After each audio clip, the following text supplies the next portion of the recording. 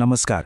आज आपण एका अशा विषयावर बोलणार आहोत जो 100 वर्षांपूर्वी जेवढा महत्त्वाचा होता, कदाचित त्याहूनही जास्त तो आज महत्त्वाचा आहे. विषय आहे गोपाळ गणेश आगरकर यांच्या आमचे अजून ग्रहण सुटले नाही या लेखाचा.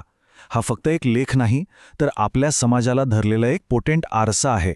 पण पुढे जाण्याआधी एक क्षण थांबूया आणि एक प्रश्न स्वतःलाच विचारूया. आपल्या विचारांवरचं जे ग्रहण आहे ते खरंच सुटलं आहे का? आपण स्वतःला प्रगत म्हणवतो, पण आपले विचार खरंच तितके प्रगत झाले आहेत का? याच प्रश्नाचं उत्तर शोधायला आपल्याला मदत करतील आगरकरांनी त्यांच्या लेखाच्या नावातच एक खूप पॉवरफुल शब्द वापरला आहे, ग्रहण. आता अर्थातच ते आकाशात दिसणाऱ्या सूर्यग्रहणाबद्दल किंवा चंद्रग्रहणाबद्दल बोलत नव्हते. मग हे ग्रहण नक्की कसलं होतं? समाजाला लागलेलं हे ग्रहण नेमकं होतं तरी काय? नाही, आगरकरांना ते सूर्यचंद्राचं ग्रहण अपेक्षित नव्हतं. ते बोलत होते त्या ग्रहणाबद्दल, त्या सावलीबद्दल जी आपल्या समाजावर पडली होती. कसली होती ही सावली? तर अज्ञानाची, अंधश्रद्धेची, अन्यायाची आणि जुनाट रूढी परंपरांची. त्यांच्या मते देशावर राज्य करणारे बदलले असतील, पण लोकांच्या मनावरची जी गुलामगिरीची पकड होती ती काही सुटलेली नव्हती. आगरकरांनी थेट या सामाजिक ग्रहणाच्या मुळावरच घाव घातला. त्यांनी कशाकशावर टीका केली? तर अंधश्रद्धेवर हल्ला चढवला, निरर्थक रूढी परंपरांना आव्हान दिलं, जातीभेदाच्या भिंतींना सुरुंग लावला, स्त्रीदास्याच्या प्रथेला कडाडून विरोध केला आणि या सगळ्याच्या मुळाशी असलेल्या मानसिक गुलामगिरीवर कठोर टीका केली. पण आगरकर फक्त प्रॉब्लेम्स दाखवून थांबले नाहीत. नाही, त्यांनी या अंधारातून बाहेर पडण्यासाठी एक मशालच पेटवली होती. ती मशाल होती तर्काची आणि बुद्धीची. आणि याच मशालीने एका वैचारिक क्रांतीला, एका इंटेलेक्च्युअल रेव्होल्यूशनला जन्म दिला. या क्रांतीचं मूळ त्यांच्या एका साध्या पण प्रचंड धाडसी विचारात होतं. ते म्हणाले, कोणतीही गोष्ट फक्त पूर्वजांनी सांगितली म्हणून स्वीकारू नये. जरा विचार करा, ज्या काळात परंपरांनाच धर्म मानलं जायचं, त्या काळात हे म्हणणं किती क्रांतिकारी असेल. त्यांचा आग्रह होता की प्रत्येक गोष्ट तर्काच्या तराजूत तोलून पहा, प्रश्न विचारा आणि मगच स्वीकारा. तर आगरकरांनी एका आदर्श समाजाचा जो विचार मांडला तो 3 मजबूत खांबांवर उभा होता. पहिला खांब होता बुद्धीचा वापर, म्हणजे तर्कशुद्ध विचार.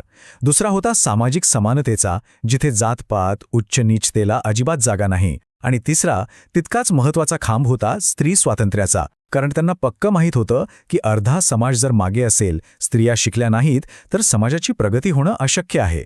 त्या काळात जिथे सगळे राजकीय स्वातंत्र्याबद्दल बोलत होते, तिथे आगरकरांनी स्वातंत्र्याचा एक खूप खोल अर्थ सांगितला. त्यांच्यासाठी स्वातंत्र्य म्हणजे फक्त इंग्रजांपासून सुटका मिळवणे एवढंच नव्हतं. आगरकरांनी राजकीय आणि मानसिक स्वातंत्र्यातला फरक इतक्या स्पष्टपणे दाखवलाय की कमाल आहे. ते म्हणायचे, ठीक आहे, राज्यकर्ते बदलतील, पण जर आपलं मनच जुनाट विचारांच्या आणि अंधश्रद्धेच्या पिंजऱ्यात कैद असेल, तर त्या राजकीय स्वातंत्र्याला काय अर्थ? ते म्हणायचे, खरं स्वातंत्र्य म्हणजे विचारांचं स्वातंत्र्य, प्रश्न विचारण्याचं स्वातंत्र्य, एखादी गोष्ट नाही पटली तर नाही म्हणण्याचं स्वातंत्र्य. आता सगळ्यात मोठा प्रश्न, 100-125 वर्षांपूर्वीचे आगरकरांचे हे विचार आजच्या काळातही तितकेच लागू पडतात का? चला पाहूया. आगरकरांनी अंधश्रद्धेचा धोका तेव्हाच ओळखला होता. ते म्हणतात, अंधश्रद्धेमुळे समाज भीतीत जगतो आणि भीतीमुळे विचारशक्ती कुंठित होते आणि जिथे विचारच थांबतात तिथे प्रगतीचा मार्गही बंद होतो. आता जरा आजचा विचार करूया. आजच्या काळात अंधश्रद्धेने फक्त तिचं रूप बदललंय. सोशल मीडियावर येणाऱ्या कोणत्याही बातमीवर किंवा मेसेजवर डोळे झाकून विश्वास ठेवणं, त्याची खातरजमा न करता ते फॉरवर्ड करणं, हेच त्याच मानसिक गुलामगिरीचं आजचं स्वरूप नाही का? आपण टेक्नॉलॉजीमध्ये कितीही पुढे गेलो असलो तरी आगरकरांनी दाखवलेली ग्रहणं आजही वेगवेगळ्या रूपात अस्तित्वात आहेत. सोशल मीडियावर पसरणाऱ्या खोट्या बातम्या, समाजातली विषमता, आजही टिकून असलेला जातीय भेदभाव आणि स्त्री-पुरुष असमानता, ही सगळी त्याच ग्रहणाची आजची रूपं आहेत जी आपल्या प्रगतीला मागे खेचत आहेत. मग यातून बाहेर कसं पडायचं? या ग्रहणातून सुटका कशी करून घ्यायची? आगरकर सांगतात की उत्तर बाहेर कुठे नाहीये, ते आपल्या आतच आहे आणि ते उत्तर आहे विचार करण्यात. आगरकरांनी आपल्याला यातून बाहेर पडण्यासाठी जणू एक त्रिसूत्रीच दिली आहे. पहिली पायरी, प्रश्न विचारा, काहीही सहज स्वीकारू नका. दुसरी पायरी, तर्क लावा, प्रत्येक गोष्टीची चिकित्सा करा. आणि तिसरी पायरी, सत्य शोधा. हेच तर आहे खरं मानसिक स्वातंत्र्य. आमचे अजून ग्रहण सुटले नाही हा लेख फक्त एक इशारा नाहीये, तर ते एक आवाहन आहे.